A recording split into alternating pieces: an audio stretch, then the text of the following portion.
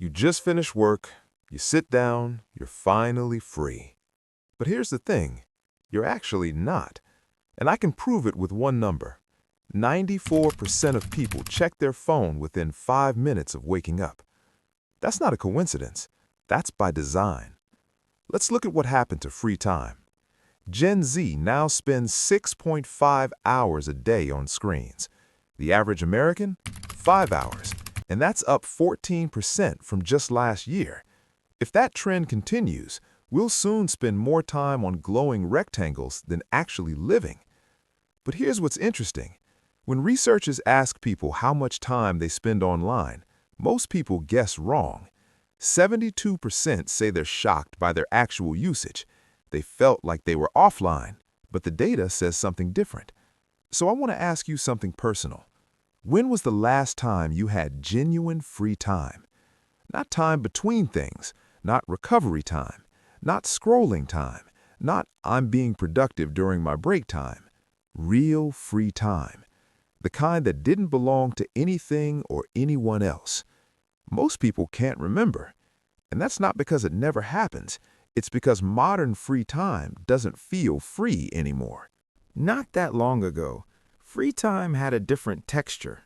You were bored, and nothing came to save you from it. No feed, no endless library, no glowing rectangle in your pocket. You stared out windows. You walked.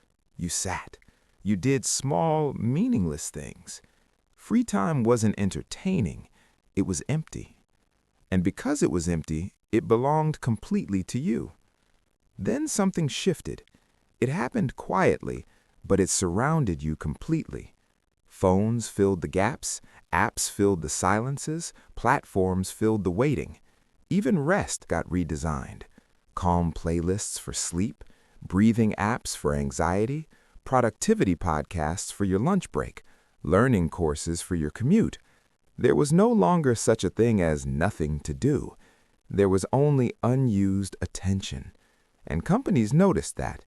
Free time didn't disappear, it got absorbed. See, there's something called the attention economy. And in this economy, you need to understand one thing. You're not the customer, you're the product. Platforms don't sell software, they sell influence.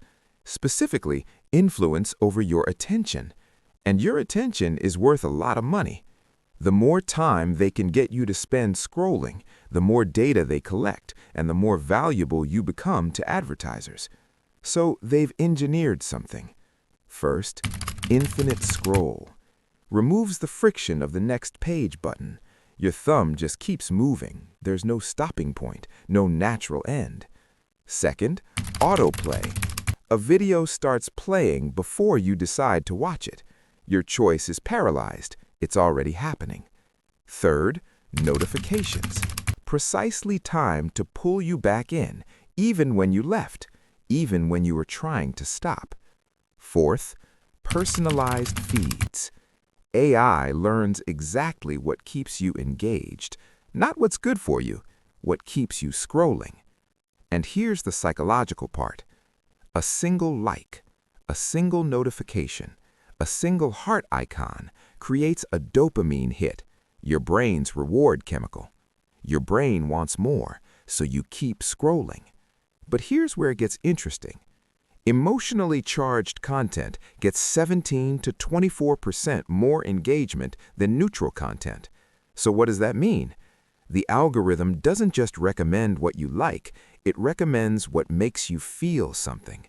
Outrage, anxiety, FOMO, comparison, fear. And you keep scrolling to resolve that feeling, to make the anxiety go away. But it never does. Your boredom became demand, your rest became engagement, your silence became a problem to solve. Your nervous system never fully powers down. You're entertained, but you're rarely at rest. So what happens when you're constantly filled? When there's never a moment of genuine emptiness? Your nervous system never fully powers down. You're entertained, but you're rarely at rest. And that's why so many people describe this exact feeling. I did nothing all day, and yet I'm completely exhausted. It's not laziness, It's overstimulation, the constant stream of input, the endless low-level demands, the notifications that require a decision, the status updates that need checking, the messages that need responding. Even rest got turned into a job.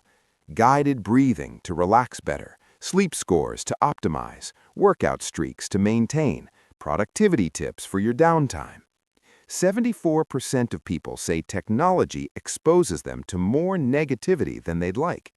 People report their biggest quality of life improvement would come from better sleep, and they can't sleep because their nervous system is wired, overloaded, never truly resting. But here's something most people don't know. There's actually a superpower in what we've forgotten: boredom. For decades, scientists dismissed boredom as just bad, but recent research shows something completely different. When people were asked to do something genuinely boring, reading from a phone book, sorting beans by color, sitting in an empty room, and then asked to solve creative problems, they generated significantly more ideas than people who did interesting activities. Why? Because boredom activates the default mode network in your brain. It's the part responsible for daydreaming, for unexpected connections, for creative breakthroughs. When you're constantly stimulated, this network shuts down. You're busy, but you're not creative. You're entertained, but you're not thinking. Some of the best ideas in human history came not from intense focus, but from boredom, from walks, from seemingly wasted time. And we've optimized those moments away. We've eliminated the very thing that makes us creative, that makes us human. Let me paint the picture of what this looks like.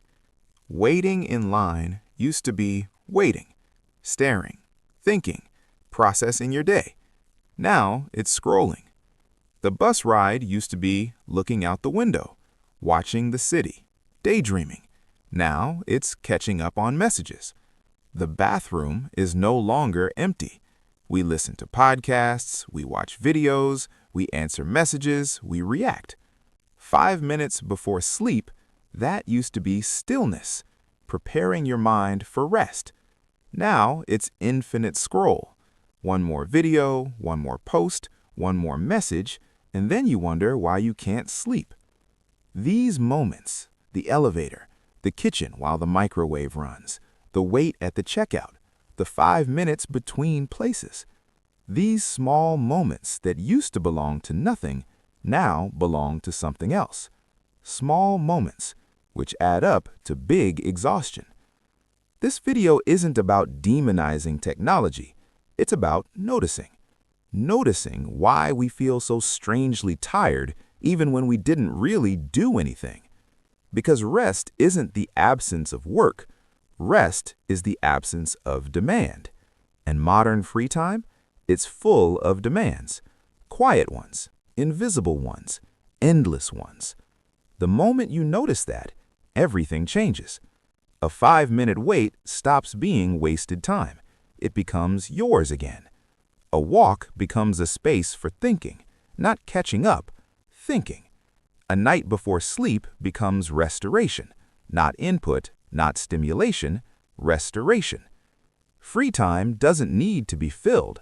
It needs to be left alone. And in a world designed to fill it, that's actually revolutionary.